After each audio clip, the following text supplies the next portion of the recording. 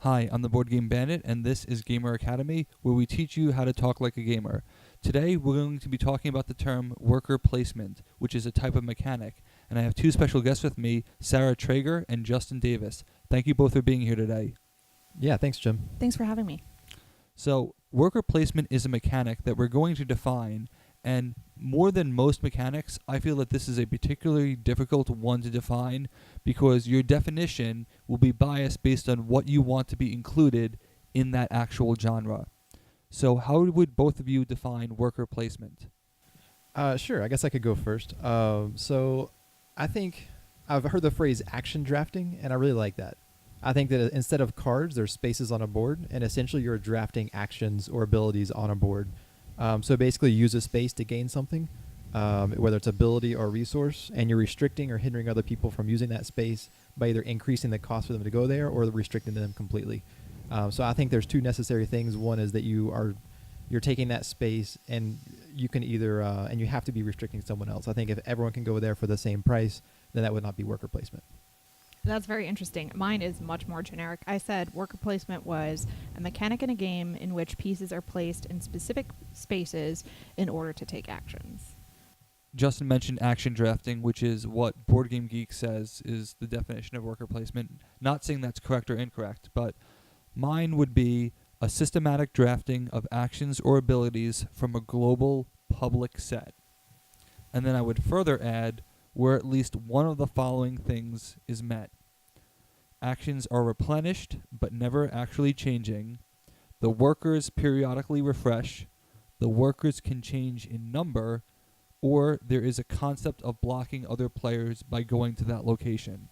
That worker placement must meet at least one of those criteria, usually more than that. Again, the definition is going to be very much biased based on what people say. So the next question I'm going to ask is going to be very enlightening when I ask, what do you consider to be the quintessential worker placement game? What is the first game that comes to your mind when you think of the term worker placement? So I've actually been doing demos of a game called Asking for Troubles from Breaking Games. It's they did a Kickstarter of it a few years ago, and they actually did their first print run through regular distributors just recently. So I've been showing that one off a lot. So it was very fresh in my mind. That's the very first one I thought of, but I think if I was actually thinking of like a quintessential worker placement game, I would go with Coal Baron. Good choice. So I will definitely respect Jim's opinion here, but for me, I still think the quintessential king of worker placement is Kalis, and I don't think there has been any new games that have completely overtaken that. Just my opinion. So I would have thought that you would have said Stone Age, because Stone Age was, it's old enough. It's 2008. Kalis was 2006, so it's a little bit older. And it's not about what is first. It's about what game just is so prominent in the mechanic. I'm actually going to go with a very unpopular opinion here, and I'm going to say that Carcassonne is a worker placement game, just not in the form that people define it, because I think worker placement is a mechanic that is still evolving, and Carcassonne has many of the same traits that these worker placement have. According to Board Game Geek, it's not clear what was the first worker placement game. There's a game called Kedom, which was made in 1998 by the same designer as the designer of Keyflower. Right, Richard Brees. And so he's credited with possibly being the first, but it wasn't really until the 2006 games like Kalis that worker placement became a evolved mechanic. But I think I would actually disagree there. I think that in 2000 Bus, I think it was around 2000, is probably the first that did worker placement. And I don't think that Kedom, the secret placement, I think that's a little bit different than what most people would consider worker placement nowadays. So my personal opinion is that Bus would be the first worker placement in 2000. It's hard to say what is the first. I'm talking about in terms of quintessential, and I think when I teach Carcassonne, what I'm saying about Carcassonne is that when I teach it, I actually describe it as a worker placement game, because if you agree with my definition, Carcassonne checks off a lot of those things on that list. The workers do periodically refresh. There is a concept of blocking another player. you are drafting the ability to score points in that landmass, and you are blocking other people.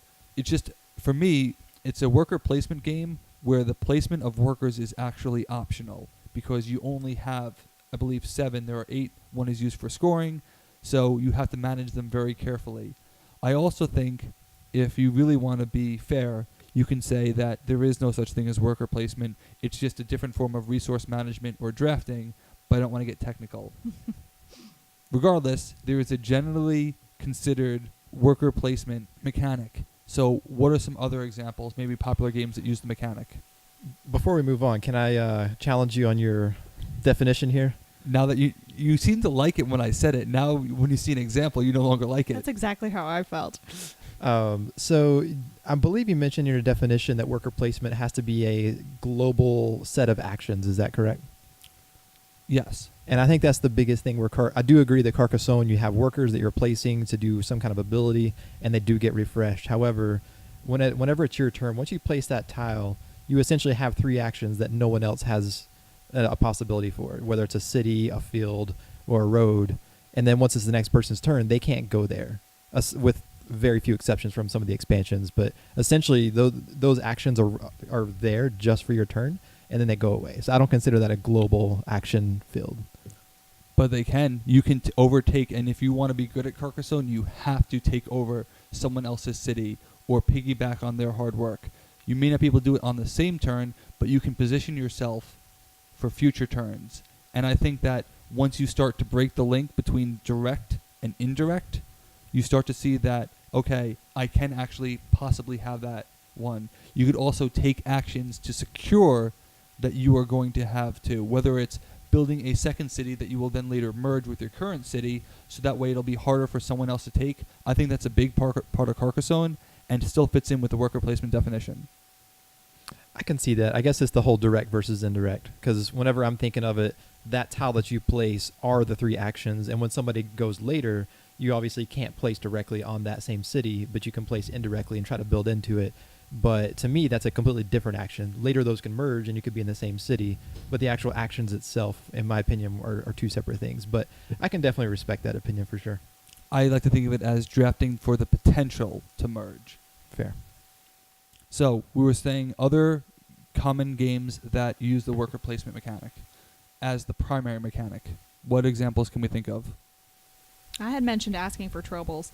I have been playing that one a lot lately, and I actually really like it. And one of the things I like about it a lot is that, so you have in a worker placement game, you have a location that you want to use, and if on a previous turn someone else has gone to that location, typically that locks that location out for everybody else, right? But in asking for troubles, you can actually bump other players off of a location in order to use it, and that allows you to use the location, but it also gives an advantage to the player that you bumped, because they get a piece back, a worker back, that they can place again without having to take an action to recall that worker. And it's a very graceful evolution, I think, to worker placement, but it got rid of the unfun step of having to recall all my workers, or waiting to that point where you got to the point where you were like, okay, and then we all get our workers back, like in Colbert, and I mentioned earlier, you have to wait until a certain shift in the game. You're going through, first, second, and third shift, and I think it's at the end of third shift, you get your workers back to go on to the next shift. And that just, to me, that's just this extra step that you have to do to get your workers back so that you can place them again, and asking for troubles just completely negates that. And I think it creates this streamlined and continuous fun that isn't seen in a lot of other traditional worker placement games. I'll mention 2 just because they're 2 of my favorites, and this is aside from Kalis, and also because of right now I've been playing a lot of Lords of Waterdeep, and I think that's a really, really good example of a great worker placement game where everything is extremely smooth. There's really, it is the major mechanic in it, and one of the best things about it is its accessibility. It's very easy to learn and pick up. It actually has expansions that make it much more replayable. I would say Lords of Waterdeep and Stone Age are very high on my list for worker placement games. And Stone Age for a slightly different reason. I actually like the kind of push your luck aspect of dice rolling in there. Stone Age is definitely on my list for, recognizable worker placement games. As I mentioned before, if I wasn't intentionally trying to get a reaction from Justin with Carcassonne, I would have gone with Stone Age. He also recently taught me Keyflower, which has some really interesting worker placement aspects where you don't actually know what workers the other player has, and that affects what you can and cannot do. And I think that was a really interesting use of the mechanic. So very often there are few games that actually use only one mechanic. Mechanics are particularly combined with one another to create a cohesive, unique experience. And worker placement is no different. I did see that Pillars of the Earth, what many people consider, I've never played it, but many people consider it to be the quintessential worker placement game. It only has worker placement listed as its mechanics, but what are some of the other mechanics that we see along with worker placement? Hand management. I feel like hand management is a mechanic where you have to manage the resources that you are able to generate, whether it's cards or some form of resource in the game, money or actual wheat or whatever the case may be. You have to manage those resources that come in throughout the game.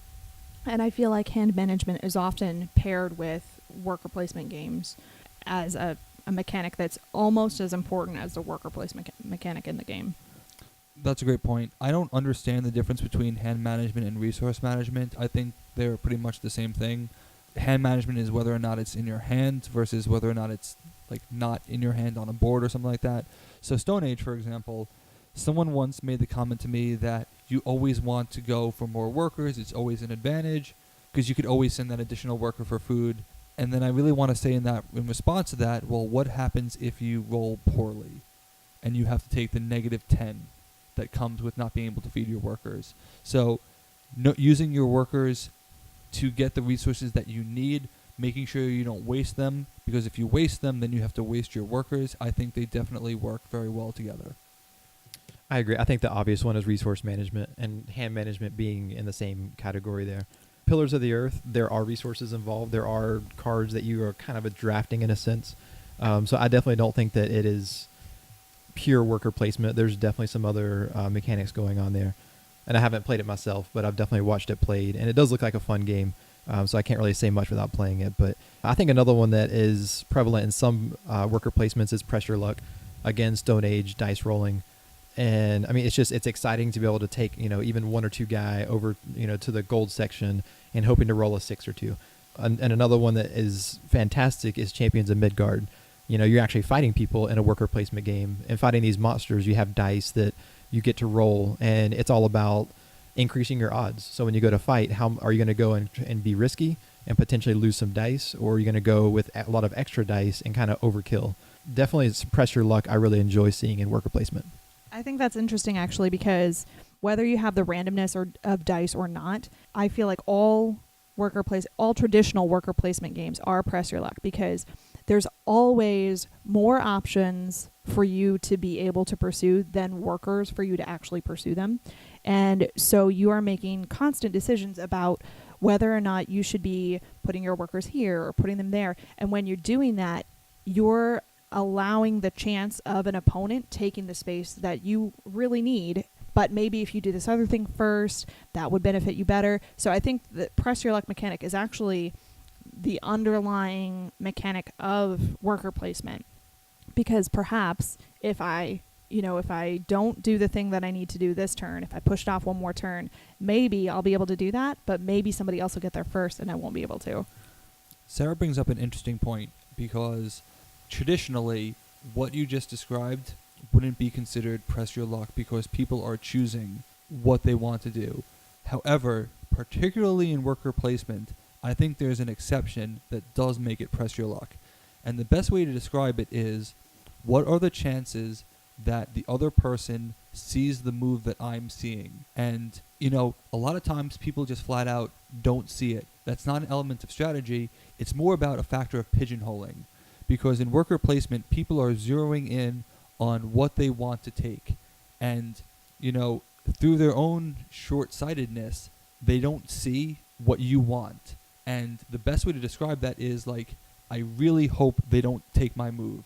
And that to me is it's more a factor of luck than anything else, because you're hoping that they are just so blindsided but they want that they're just not paying attention to you.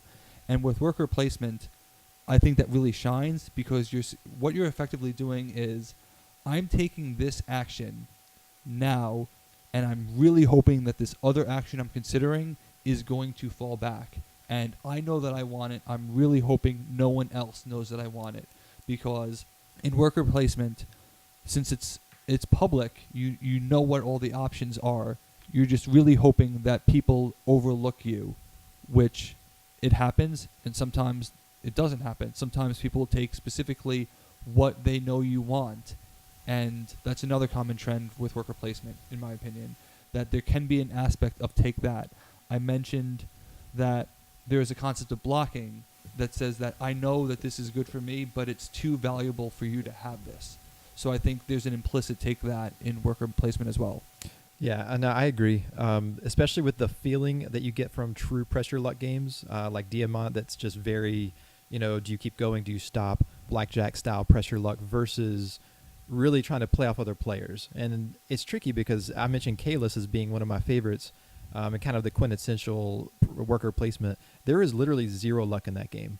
There is nothing. The only thing that is somewhat random are the starting pink tiles, but you see that before the game starts. So during the game, there's no dice rolling. There's no cards. It is purely everything is on the table. It's a very skillful game, which I enjoy. So the more skilled player will win every single time. And that's something that I really admire about the game. But what you're mentioning is, can I go another turn and get that action space later to kind of squeeze out one more resource here?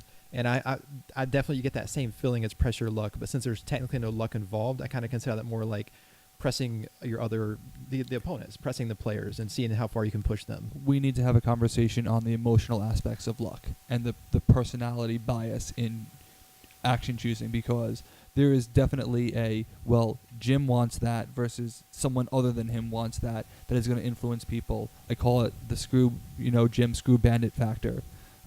So I get that it doesn't seem like luck, but it really comes down to how upset is the person with you right now. That's going to influence things. And I think, too, sometimes I know I am not a particularly confrontational player, so sometimes if it doesn't benefit me more one way or the other to pursue a certain thing, and I know that maybe you want it, then I will specifically not pursue that because I don't want to be confrontational. And I think a lot of players, they're trying to play for what's best for themselves.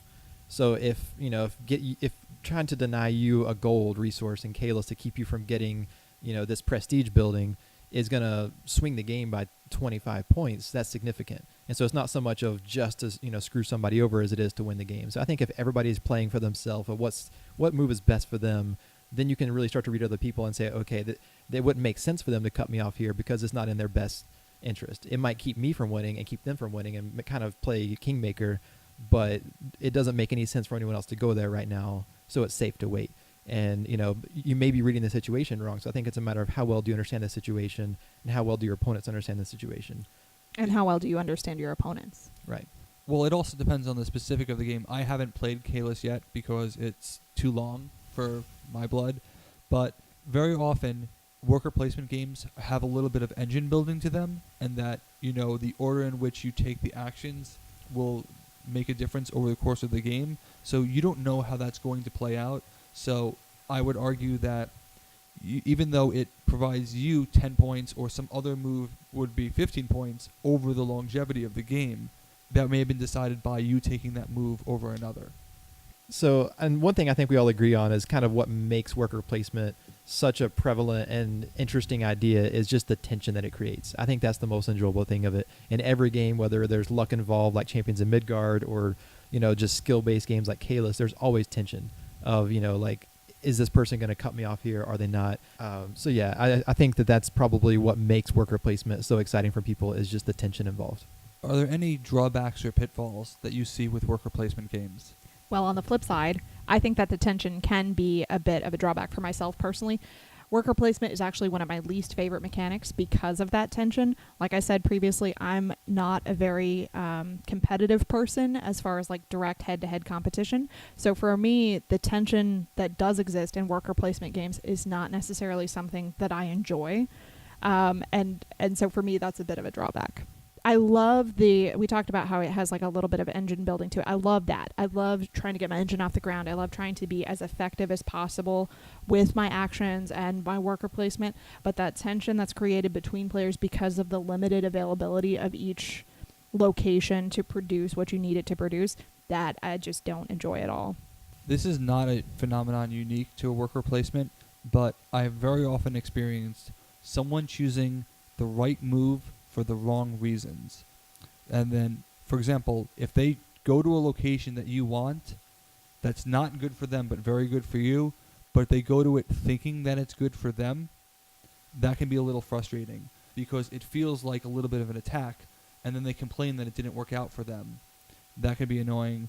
Depending on how the game is designed, worker placement games don't necessarily proceed towards a finite conclusion, so it can be a little frustrating when you are going to go to a location with the purposes of, advancing the end of the game, and someone else going there or blocking you just prolongs the game. That could be a little frustrating for me. Yeah, even though this is probably my favorite mechanic, there's definitely some downsides, and I have a few here. For one is, generally speaking, a lot of worker placement games are on the very long and heavy side, and they're usually very themeless. They're usually very dry games. I definitely enjoy Agricola and those type of games, Le Havre, but I think they're a little on the longer side for me, almost too brain burny. Once I'm done, usually I have a headache, but I really do enjoy it while I'm playing.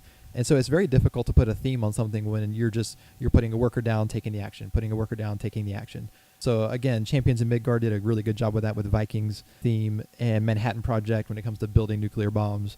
But for the most part, I don't see that many worker placement games that the theme was really coming through. And I think that's starting to change now with a lot of Kickstarter worker placement games coming out. And one of the other things is even just player counts. A lot of these, they're great games, but they only work at certain player counts. Pillars of the Earth, for example, is absolutely dreadful at 2 players from what I understand.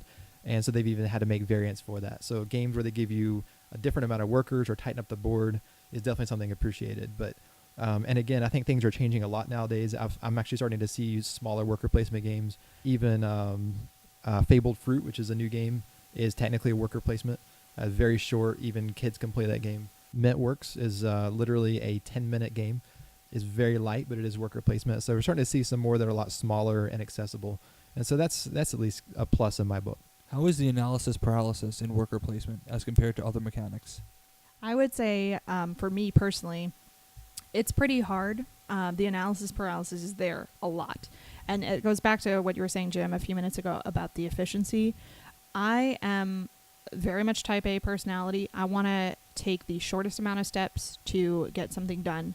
And if I got somebody constantly getting in my way, or I have to go, some long way around in order to make it work, it can be kind of frustrating for me because I like to plot out exactly the path, the shortest distance possible. If I need ABC, then I don't want to go A, B, Z, C. I want to go A, B, C.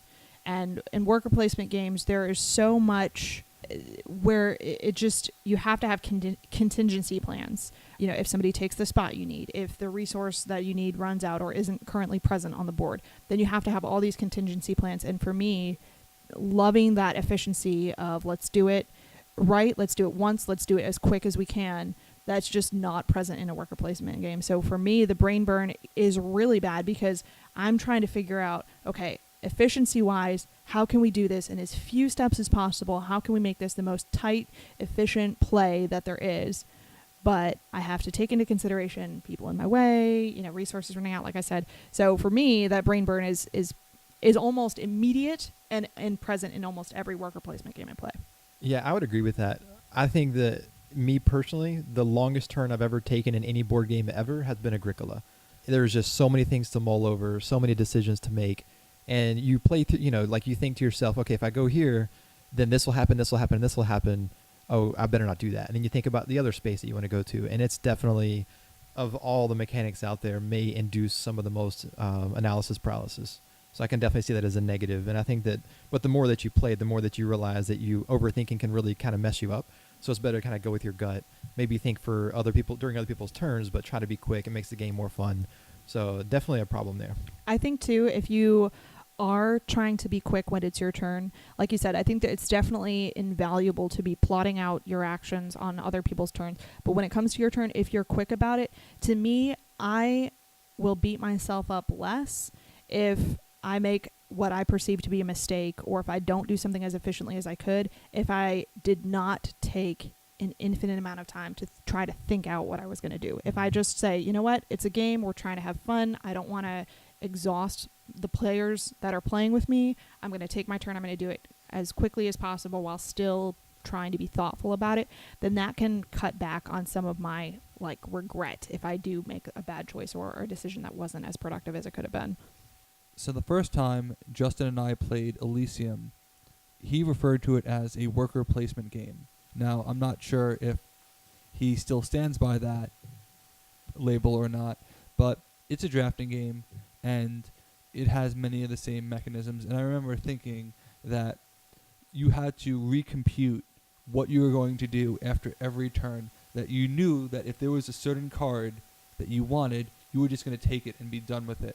But then someone took that card, and then you needed to recompute. But since everybody was going through that same experience, it just would be, I'll take this card, and then the next person would sit there and think, okay, now what do I want because I wanted that card. I feel like worker placement has that same, whether or not, Elysium is a worker placement game, it definitely has the same response of like, great, my move is taken, now what do I do? Yeah, that's one of the things that I like to do. Like I said, in between turns when you're thinking about what you're going to do, I like to try to have a couple of options so that if the thing that I really want isn't available by the time it gets back around to me, that I already know what my secondary choice was. And that, for me personally, just makes it a little bit more pleasant of an experience, because if it does get to my turn and the thing I wanted to do is gone and I don't have a backup, then I'm sitting there stressing out over decisions that I need to make, and I feel the pressure of needing to make them quickly, but not sacrificing efficiency, or, if I don't see far enough ahead, then I won't beat myself up about it if I have made a couple of choices in between my turns. So I got to admit, I definitely do not see Elysium as a worker placement game. I don't remember saying that, but I believe you if you say that I said that. But, you totally did, and it actually kind of makes sense. The fact that they're not people, they're columns, if they were people, then it would basically be one step closer to worker placement. True. I view that as card drafting, which is a little different than action drafting. So I guess maybe whenever I first was hearing the rules, or I don't know if it was at the end of the play, but now that I understand the game a little bit better, I would definitely consider that more of just kind of your classic card drafting, with your pillars being a currency as opposed to worker placement. But I will say it's more of a worker placement game than Carcassonne. So, to summarize, we've talked a lot about worker placement and what it is, but for someone hearing the term for the first time, maybe they've seen it in reviews or they've seen, it listed under certain games, what would be the first game you would recommend someone to play if they wanted to learn about worker placement? Lords of Waterdeep. Ooh, Lords of Waterdeep is pretty deep for a first-time play. Honestly, I know I've mentioned this one a couple times, but I would say Asking for Troubles. It's super simple. I could probably play with a 10-year-old, but it's also fun, and it definitely introduces people effectively to the worker placement mechanic. But it also leaves out some of those things that I've talked about that I don't like about worker placement. So I think it would be a good introduction to the mechanic. It wouldn't create some of those frustrations or brain burn that some of the other games do. That sounds like a really interesting game. I'm making a note to go look it up. It's a good one. I'm interested in that as well. And I will say there's one kind of small concern I've had with really light worker placement, like Fabled Fruit or Mitworks. I tried introducing somebody to worker placement via the Mitworks game, and you just don't quite get that same sense of tension whenever it's not really a full-on worker placement, or kind of like your big box game. So without that tension, I don't know that people would really appreciate it as much as I would want them to. So I tried using Mitworks as an introduction before, and I felt like it kind of fell flat and was not really a good representative of worker placement. So I kind of shy away from the lighter games now for worker placement introductions, although the one you mentioned sounds much better than Mitworks. Yeah, I feel like Mitworks versus like Lords of Waterdeep is like a pebble versus like the Titanic-sized iceberg kind of thing. Well, at least Waterdeep is on the very light side of worker placement. It is. It's very, very fluid, very smooth. It looks much harder than it is. Have you played it before? I've never played before. Yeah, it's actually a very simple worker placement, on the same level as Stone Age, if you Okay. play Stone Age. For me, it would be Stone Age because it has a couple of advantages. One is that it has a reputation behind it. It was a nominee for the Spiel des Jahres, probably should have won in that year, 2008. It also is available for iOS. Not sure why it's not available for Android, but the fact that they could try it digitally is always a plus. Although I think Kalis is also available for iOS, but that's a much longer game probably on digital form. Very, very difficult to learn. And I think it's probably an entire different broadcast here, but I personally don't feel like you get anywhere near the same experience playing something digitally as versus on a tabletop.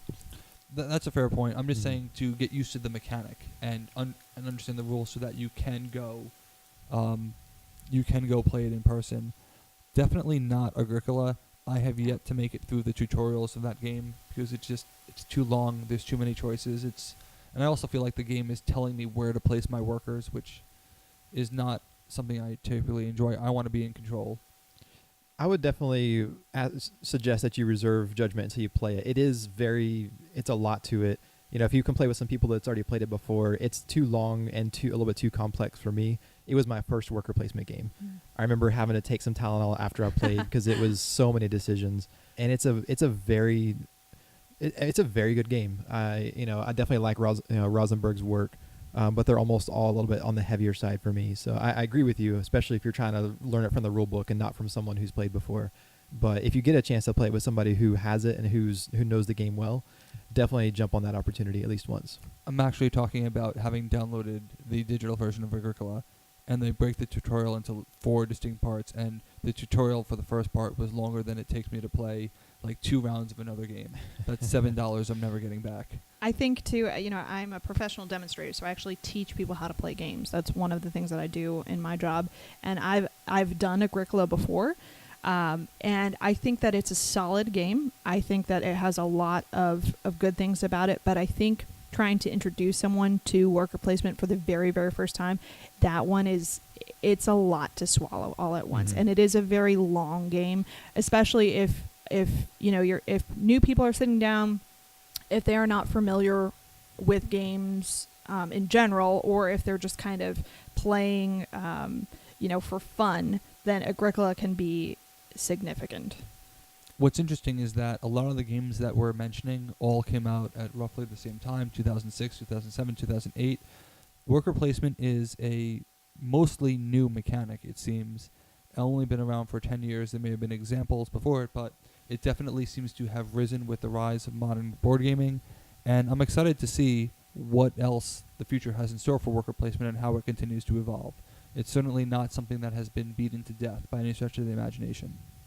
So I think too, something that's really cool and unique about board gaming as a hobby is that it is constantly in evolution. It is constantly growing and changing. And as people are designing new games, there is an element of the familiarity there, but we are constantly on the brink of new things with games. And so I think that traditionally, worker placement may mean what we've outlined it to mean here, but as it grows and evolves, that may come to mean something else entirely. And I think that is one of the beautiful things about this hobby and about this industry. Eventually, it will be retconned to include Carcassonne.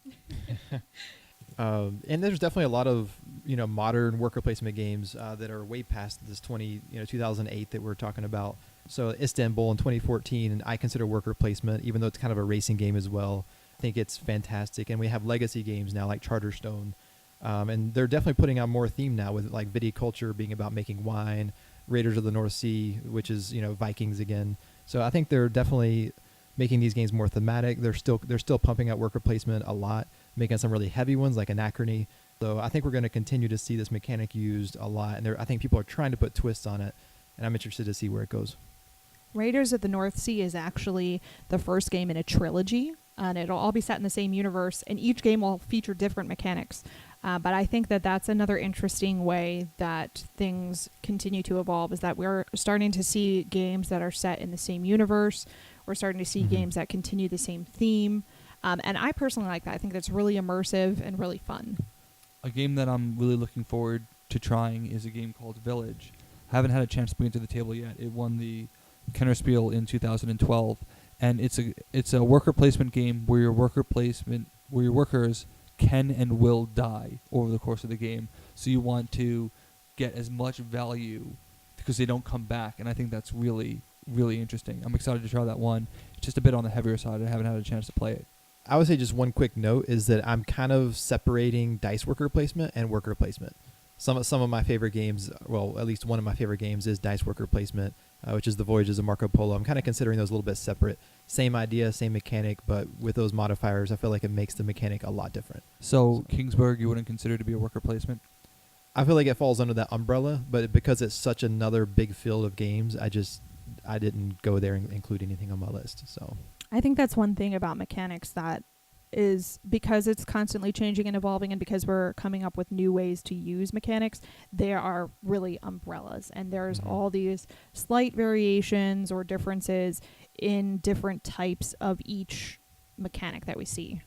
Like I mentioned before, that's totally a fair point, Sarah, that worker placement could be under the umbrella of drafting, but it's prevalent enough now that it probably should be its own mechanic. I admit I'm a little biased. I recently learned that tableau building is not considered a mechanic. It's a family of games. Not sure what the difference between a family and a mechanic is. Tableau building is totally a mechanic, and I'm excited to talk about tableau building in an upcoming segment. I totally understand what Sarah's saying about umbrellas. As I mentioned when we started this, that definitions are very hard to make. They're very biased, and sometimes we don't appreciate what came before it that may have inspired what ultimately became. I remember thinking about, Mystic Vale from AEG, how it's the card crafting idea, and that may be a new mechanic, but it's also kind of deck building, but it's also not new, that there was a game maybe 20 years ago that did something very similar with transparent cards. So it's definitely something that you have to constantly refactor over time to figure out. And I think worker placement has gotten more nuanced over the years, and as I mentioned before, I'm excited to see what will happen in the near future. Well, thank you so much for joining us today. I hope that if you are listening and you didn't know more about worker placement, now you're more familiar with the term and you'll know how to talk like a gamer. On the Board Game Bandit, and this was Gamer Academy. We'll see you next time.